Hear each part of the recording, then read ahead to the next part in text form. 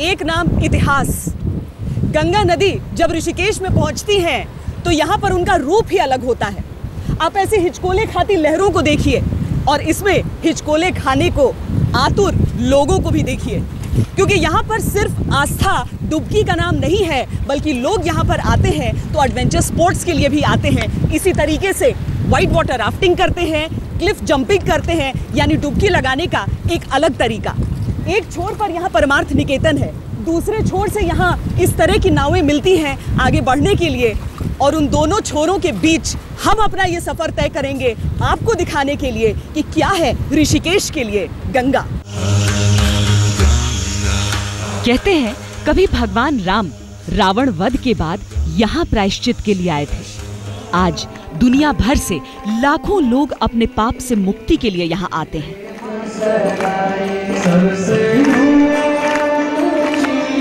पर ऋषिकेश की जिंदगी दोहरी है, किरदार दोहरा है। एक तरफ भक्ति में सराबोर, एक तरफ मस्ती में सराबोर।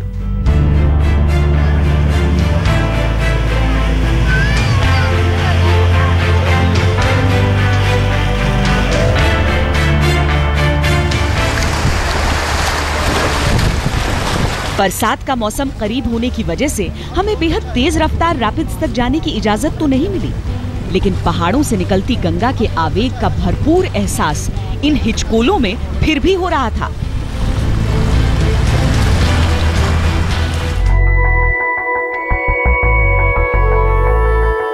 राफ्टिंग का अनुभव अनूठा था, पर बीच गंगा से घाट की ओर देखते हुए उत्तराखंड आपदा के निशान साफ नजर आ रहे थे और स्थानीय आबादी की रोजगार पर चोट की कहानी भी बयां कर रहे थे। धार्मिक पर्यटन हो या एडवेंचर स्पोर्ट्स, ऋषिकेश की अर्थव्यवस्था गंगा पर ही निर्भर है।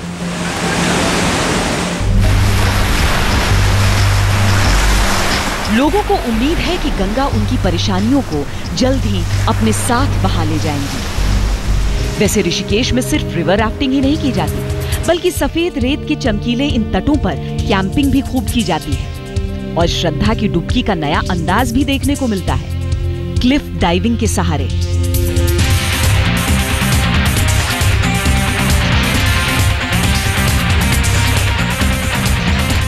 क्लिफ जंप एक ऐसा जगह है, एक्चुअली हम जब राफ्टिंग स्टार्ट करते हैं गंगा में, तो जब हम सिपुरे या मरीन ड्राइव से राफ्टिंग करके आते हैं तो बीच में एक स्पॉट आता है क्लिफ जंप।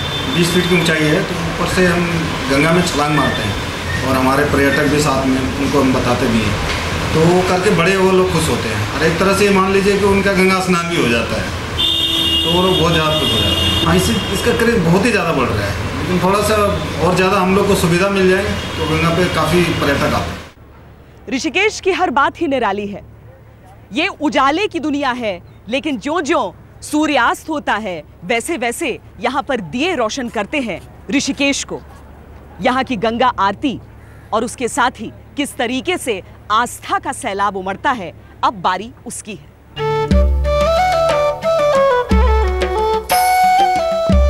शिवालिक की पहाड़ियों से निकलते हुए गंगा जब ऋषिकेश में बहती है तो पौराणिक इतिहास की गाथा भी अविरल बहती है। कहते हैं लक्ष्मण ने गंगा पार करने के लिए कभी ये पुल बनाया था।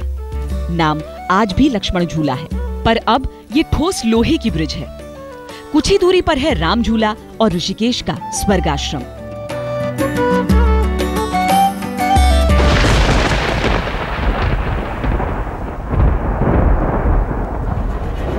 उत्तराखंड आपदा के दौरान भगवान शिव की जिस मूर्ति के जलमग्न हो जाने से लोगों के भरोसे की आखिरी डोर भी विसर्जित हो गई थी, वो भी इसी तट पर स्थित थी। आज वहीं पर गंगा आरती आस्था को भी प्रबल करती है, विश्वास को भी, और लोगों को नई सीख देती है। When I gave this idea, Har Har Gange and Herbal Gange, you won't believe it. They were so thrilled. He said, wow, we got the idea. Now let everywhere, every place around the Ganga, near the Ganga will be herbal. अब बताइए अगर ऐसा हो गया तो मैं समझता हूँ जड़ी बूटियाँ खोजती नहीं, जड़ी बूटियों को नहीं खोजता फिरेगा, जड़ी बूटियाँ आप लोगों के साथ साथ यात्रा करेंगी। ये नई पीढ़ी को गंगा बचाओ से जोड़ने की पहल है। तेज रफ्तार जिंदगी जीने वालों को जीवन दायिनी के प्रति संवेदनशील बनाने का प्रयास। हमें इसको स्वच्छ रखना चाहिए, इसको क्लीन रखना चाहिए। हम लोकलाइज हैं, हम हर एक को जो भी पॉलीथीन डालते हैं हम उसको मना करते हैं। ज़्यादा से ज़्यादा फूल भी डालने के लिए हम खुद ही नहीं, हाँ बिल्कुल, फ्लावर जितने ज़्यादा तो वो आगे इकट्ठे हो जाते हैं। बैराज में जाके आप जाके देखो, वहाँ गंदगी है, हमें दुख होता है। अगर हम इम्पोर्टेंस नहीं जानते तो हम इंडिया को सेव नहीं कर सकते कभी भी, क्योंकि इंडिया, भारत माता हमारी माता है, गंगा हमारी माता है। हम अपनी माँ की सेवा तभी कर सकते हैं, गंगा माँ की सेवा तभी कर सकते हैं जब ये माने कि किसी माँ ने हमें जन्म दिया है, तो ये हमारी जन्मदाता है माँ। यही कामना करते हैं ईश्वर से कि गंगा जी को हमेशा साफ स्वस्थ रखे। हाँ। और ये है हमारे इंडिया की, हिंदुस्तान की लाइफलाइन है। हाँ। और यही हम कामना करते हैं। ऋषिकेश से यही सीखेंगे कि जहाँ जितनी सफाई है इतनी आगे भी सफाई रहे। हाँ। और गंगा एक पवित्र स्थान है और इसको बचाने के लिए सभी लोगों का सहयोग होना चाहिए, जैसे कि कोई कचरा ना फेंके और इसको सफाई पे विशेष ध्यान दें। फेंकना ही नहीं चाहिए, इसमें कचरा। हमारी माँ है, माँ के अंदर क्या हम कचरा फेंकेंगे क्या? हमारी पूजी है ये। तो कोई फेंकता है तो रोकते हैं उसको? हाँ रोकते हैं हम लोग, और मानते हैं लोग बात? मानते हैं। हमारे ज़्यादातर मारवाड़ी लोग तो बहुत मानते हैं हम गंगा मैया को।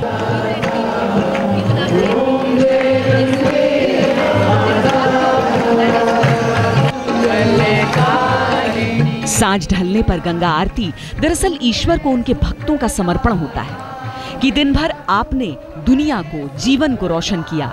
सूर्यास्त के बाद एक दीप के ही सहारे हम उस रोशनी का आभार प्रकट कर रहे हैं। इस विनम्र समर्पण को जिंदगी में भी ढालने की जरूरत है।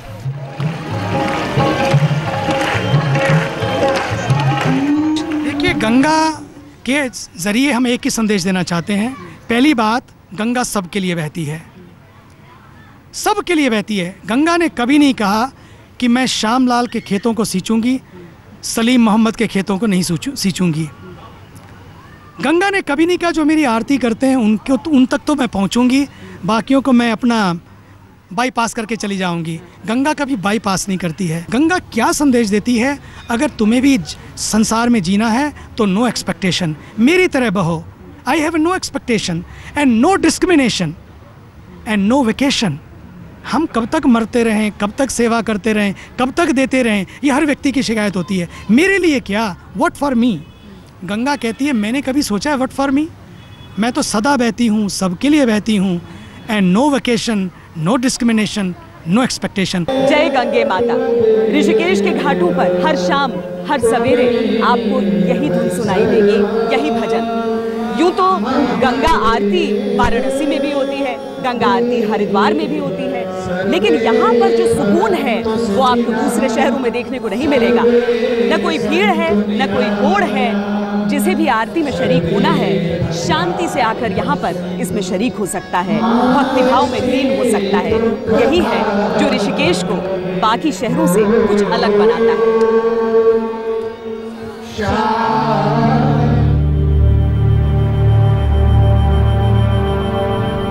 लेकिन ऋषिकेश में सब कुछ सुनहरा नहीं है। कुछ आश्रम गंगा सफाई अभियान में जुटे हैं, पर लोगों को शिकायत है कि आश्रमों की गंदगी भी सीधे गंगा में प्रवाहित की जाती है। सीवर लाइनों के गंगा में खुलने का विरोध भी खूब होता है।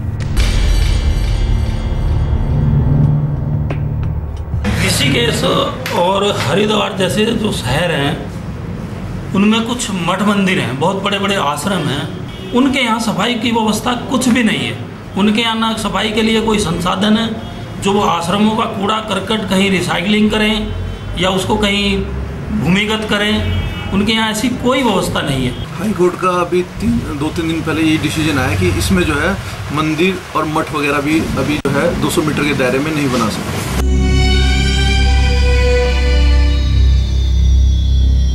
ऋषिकेश में गंगा की परेशानी की एक और वजह है अतिक्रमण। नियम कानून की धज्जियां उड़ाते हुए आश्रमों, इमारतों और होटलों का निर्माण गंगा की तलहटी में किया गया। खुलेआम नियमों का उल्लंघन होता रहा और अधिकारी आंखें मूंदे रहे। हम गंगा को मां कहते हैं, पर मां का दर्जा नहीं देते। गंगा का बचाव सिर्फ बातों से नहीं हो सकता, मजबूत राजनीतिक इच्छा शक्ति और आम नागरिकों के संकल्प से ही होगा। ब्रेक के बाद दिखाएंगे कि कैसे हमें विदेशियों से भी लेनी चाहिए सबक। आप देखते रहिए हर हर गंगे।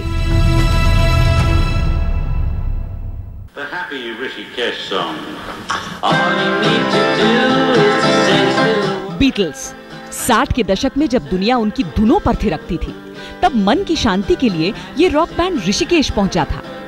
इसी महर्षि महेश योगी आश्रम में वो ध्यान लगाया करते थे। आज बीटल्स आश्रम के नाम से मशहूर ये जगह पूरी तरह टूट चुकी है। बीटल्स तो खैर आए और चले गए, पर ऋषिकेश के आध्यात्मिक पाश में जकड़ चुके विदेशियों की कमी नहीं है, जो सालों पहले यहाँ आए पर गंगा प्रेम में कभी लौटे नहीं। स्टैनफोर्ड यूनिवर्सिटी में ग्रेजुएशन की, फिर PhD करी थी, तो आई वाज वेरी फोकस्ड। मैंने सोचा कि ये मेरा लक्ष्य है। साइकोलॉजी कर रही हूँ, न्यूरोलॉजी कर रही हूँ, अपनी डिग्री ले लेंगे, फिर वो काम करेंगे। जैसे माँ गंगा की दर्शन की, नथिंग एल्स मैटर्ड। मुझे मालूम था कि only one thing is important in my life, कि मैं यहाँ पे उन्हीं की तट पे, उनकी गोद में, उनकी दर्शन करते हुए, उनकी सेवा करते हुए मैं यहाँ रहूँगी। ये साध्वी भगवती हैं। 23 साल की थी जब अपनी दोस्तों के साथ हिंदुस्तान आई थी। 15 साल से यहीं बस गई। हमसे उन्होंने अनुरोध किया कि हम सवाल अंग्रेजी में पूछें, पर जवाब में ऐसी क्लिष्ट हिंदी बोली कि दिल खुश हो गया। You've been here in Rishikesh for 18 years. What is it about Rishikesh? देखिए, सब माँ गंगा की ही कृपा है। मैं जब आई थी तो मैं 25 साल थी। मैंने अपनी ग्रेजुएशन पूरा कर लिया स्टैनफोर्ड यूनिवर्सिटी में। मैं अपनी PhD कर रही थी। मैं केवल दोस्तों के साथ घूमने आई, जैसे लोग आते हैं। ऋषिकेश आए एक हफ्ते के लिए। हम सोच रहे थे कि 3, 4, 5 दिन यहीं रहेंगे। मैं जब यहाँ आए थे गंगा के किनारे, तो तुरंत में रो पड़े। मुझे मालूम था कि I've come home। यहाँ आने से पहले मुझे कुछ मालूम नहीं था गंगा जी के बारे में, ना हिमालय के बारे में। मुझे केवल इतने मालूम था कि मैं जहाँ एक नदी है, पहाड़ है, मैं वहीं जाऊँगी। लेकिन जब यहाँ आए गंगा के किनारे, उनकी दिव्य तट पे, उनके दर्शन की, और अंदर से रो पड़े, जैसे माँ की गोद में वापस पहुंच गए। आश्चर्य है, रूस से आई हुई एक महिला गंगा के प्रति अपने दायित्व को इतनी गंभीरता से निभा रही है, और गंगा के देश में रहने वाले बेपरवाह हैं, पर सब नहीं। प्रकृति में ही ईश्वर है, इस सत्य को समझने वाले साई से मिलिए। 25 वर्षों से हर साल ये नासिक से पैदल चलकर ऋषिकेश आते हैं। तो गंदगी देख के बुरा लगता है। पाप बहुत था, इसलिए वहाँ बाढ़ हो गया है। और कई तरफ क्यों नहीं बाढ़ होगा, उतने जगह भी क्यों होगा? शंकर जी ने कर लिया बाढ़, शंकर जी ने भेज दिया है।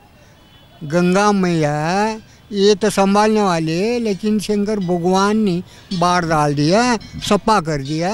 ऋषिकेश वो आखिरी जगह है जहाँ पर आचमन करते हुए आपको साफ सफाई का ध्यान नहीं रखना, क्योंकि यहाँ तक गंगा निर्मल है, स्वच्छ है।